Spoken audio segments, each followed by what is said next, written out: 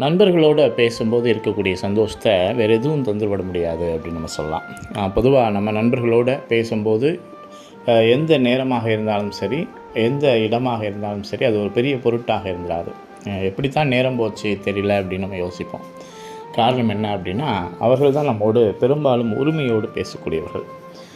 எந்த விதமான எதிர்பார்ப்பும் இல்லாமல் இருக்கக்கூடியவர்கள். இன்னும் கொஞ்சம் அதிகமாக சொல்ல போனோம் அப்படின்னா, நம்முடைய உண்மை நிலையை நமக்கு உணர்த்தக்கூடியவர்கள் நண்பர்கள் அப்படின்னு சொல்லலாம்.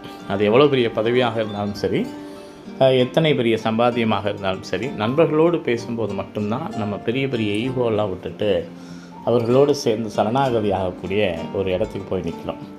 ஸோ அப்படிப்பட்ட அந்த நண்பர்களை தேடி கண்டுபிடித்து அவர்களோடு பேசுங்கள். அந்த பேச்சு நிச்சயமாக உங்களுக்கு ஒரு மிகப்பெரிய ரீசார்ஜ் மாதிரி ஆகும்.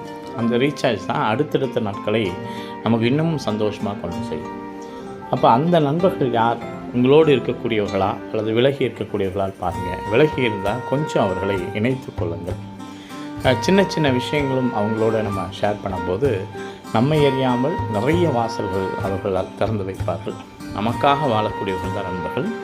ஆகவே நம்பிக்கையோடு பேசுங்கள்.